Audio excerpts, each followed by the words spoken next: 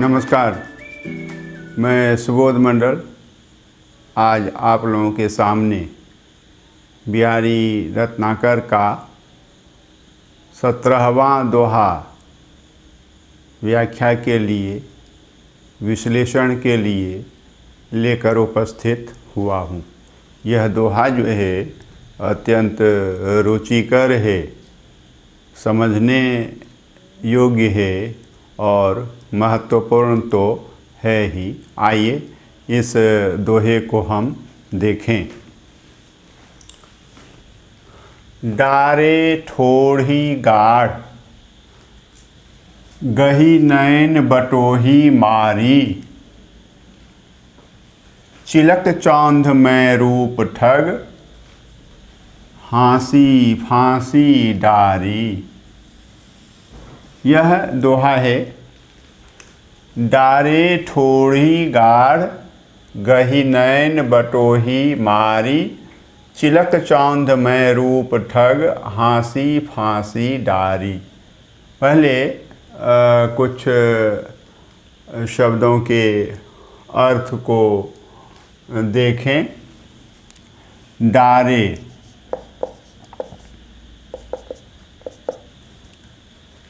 यह डारे शब्द है, डालने के अर्थ में है।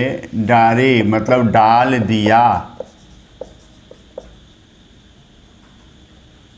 डारे मतलब डाल दिया। और ठोड़ी, ठुड्डी, नायिका की ठुड्डी के सौंदर्य का वर्णन कविवर बिहारी ने इस दोहे में किया है। और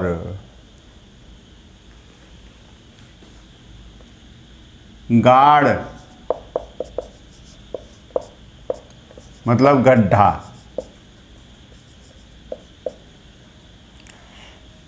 ठोड़ी गाढ़, ठुड्डी का गड्ढा।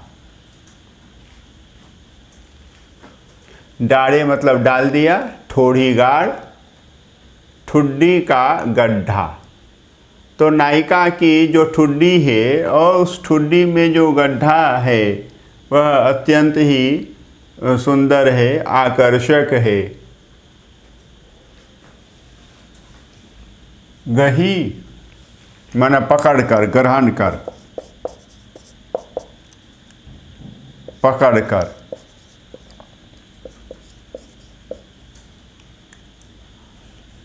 और नैन मतलब नयन, नेत्र, आँख।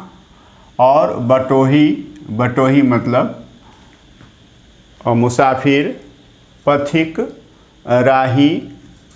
और मारी मतलब मार कर,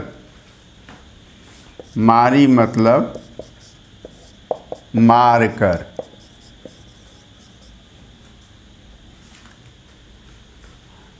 चिलक, चिलक, चिलक जो है,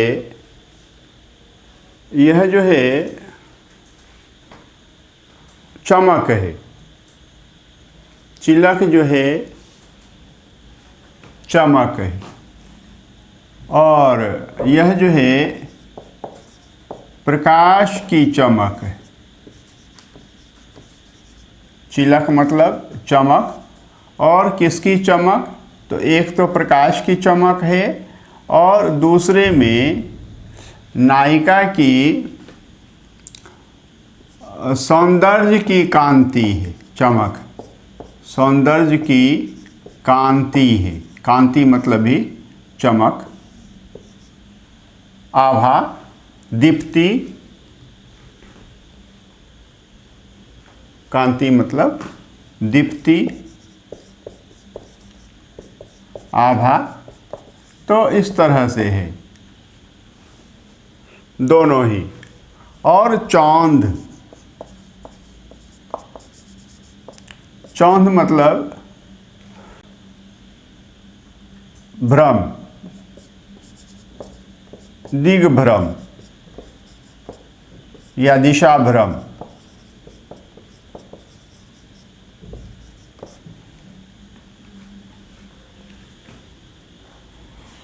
और प्रकाश की चमक के अर्थ में दिग्भ्रम हो जाएगा, दिशा भ्रम हो जाएगा। और नायिका के सौंदर्य की कांति के अर्थ में जो होगा वह आकर्षण हो जाएगा। चौंध का मतलब आकर्षण हो जाएगा, यह ध्यान में रखना है। प्रसंग से अर्थ बदल जाया करता है। और नायिका की जो सौंदर्य कांति है उसके आकर्षण को भी चौंध कहेंगे। नायिका के रूप के आकर्षण से आकर्षित नायक अपनी दशा, अपनी स्थिति, अपनी अवस्था का वर्णन नायिका की दूती से, नायिका की सखी से अथवा स्वयं से अपने आप स्वगत करता है। यह ध्यान में रखना है। नायिका की ठुड्डी के गड्ढे के सौंदर्य का वर्णन कविवर बिहारी ने अपने इस दोहे में किया है कि नायिका की ठुड्डी के गड्ढे में अत्यंत ही तीव्र आकर्षण होता है, यह है। और भी उन्होंने मुख्य रूप से दो बातें कही हैं। पहला तो यह कि प्रेमिका और ठग का काम एक ही जैसा होता है, एक ही समान होता है। प्रेमिका और ठग दोनों समान होते हैं, दोनों में कोई अंतर नहीं होता है। उसी प्रकार प्रेम और ठगी एक जैसे कार्य हैं, समान कार्य हैं, समान व्यवहार हैं और दोनों में कोई अंतर नहीं। ठग क्या करता है? रात्रि का समय है और टहाटही रोशनी है, राही मुसाफिर उठता है और देखता है टहाटही रोशनी को, अरे यह तो सवेरा हो गया, सुबह हो गई, और वह चल पड़ता है।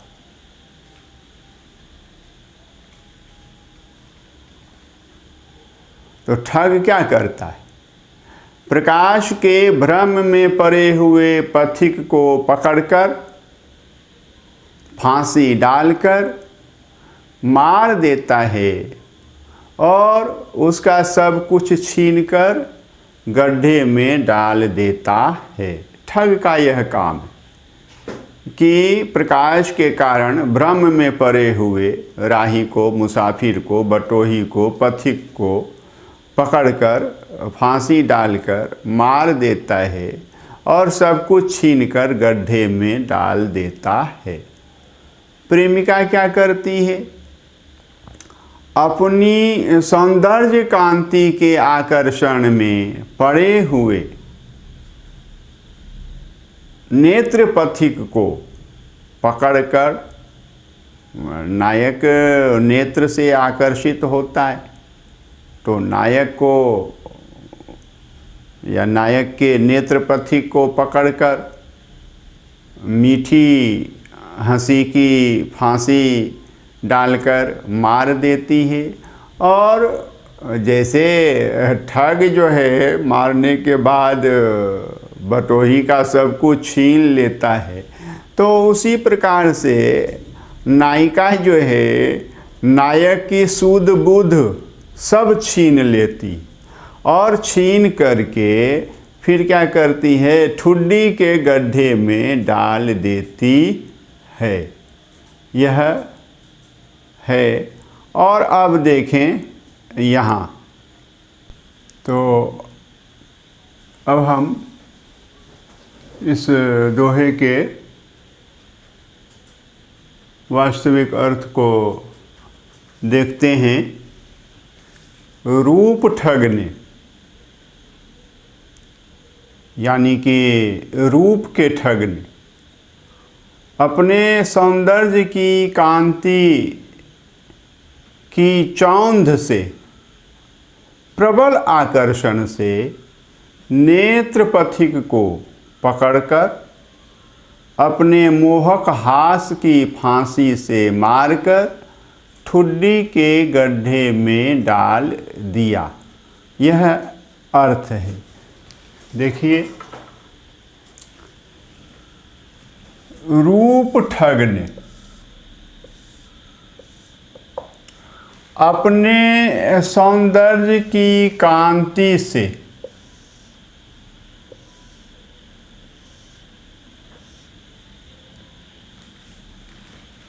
नैन बटोही को पकड़कर अपने मधुर हास की फांसी डालकर मार दिया और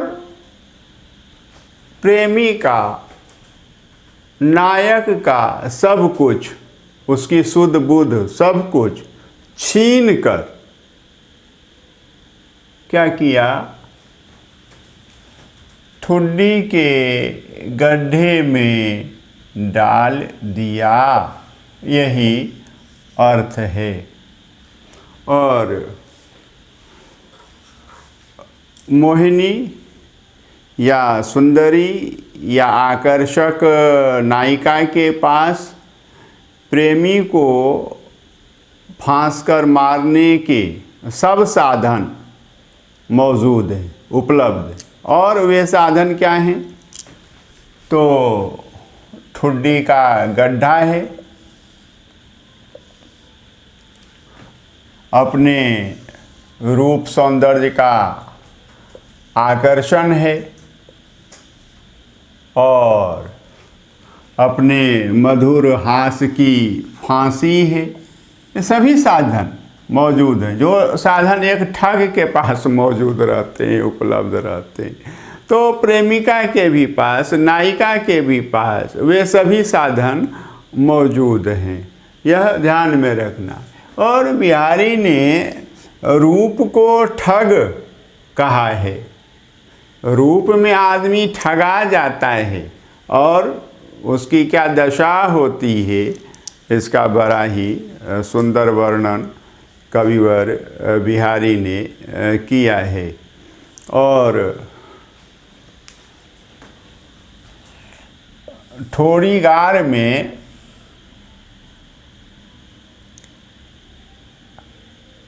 यह ठुड्डी नहीं है कि आकर्षण का गड्ढा है, आकर्षण का केंद्र है। गड्ढे का अर्थ केवल गड्ढा नहीं समझना है। ठोड़ीगार, यह ठुड्डी जो है, नायिका की सुंदर ठुड्डी जो है, और ठुड्डी में पड़ा हुआ गड्ढा जो है वह आकर्षण का केंद्र है। यह ध्यान में रखना है। तो ठोड़ी में गड्ढे के रूप का आरोप है, इसीलिए यहाँ रूपक अलंकार है। ध्यान में रखना है।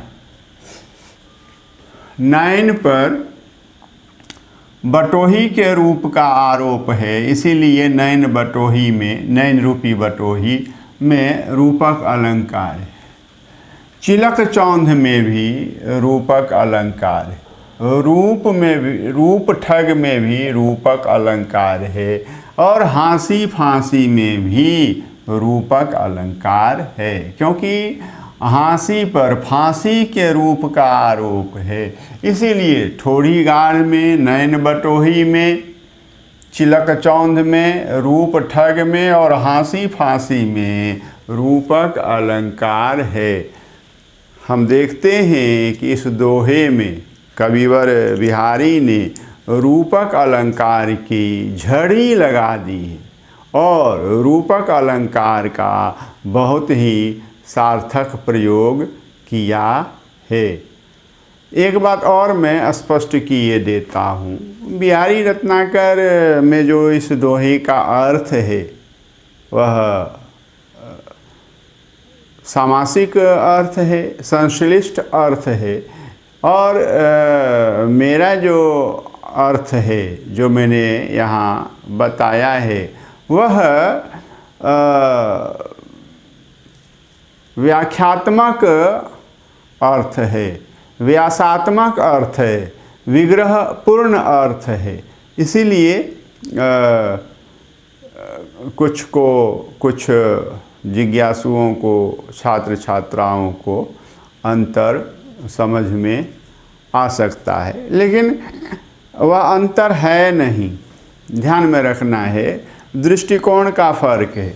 और बिहारी सतसई को जब हम देखेंगे तो बिहारी सतसई में बिहारी ने क्या किया है कि प्रेम से, श्रृंगार से अनेक तथ्यों की तुलना की है। जैसे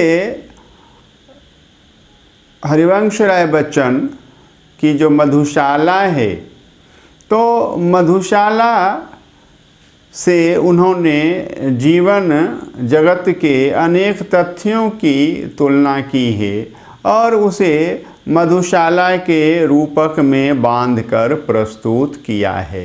उसी तरह से कविवर बिहारी ने अपनी सतसई में प्रेम के ही रूपक से और प्रेम की ही दृष्टि से हर कुछ को देखने का प्रयास किया है। और यदि इस तथ्य को ध्यान में रखेंगे तो मैंने जो अर्थ बताया है इस दोहे का और आगे भी जो बताऊंगा उस अर्थ को समझने में कहीं कोई कठिनाई नहीं होगी। बहुत बहुत धन्यवाद।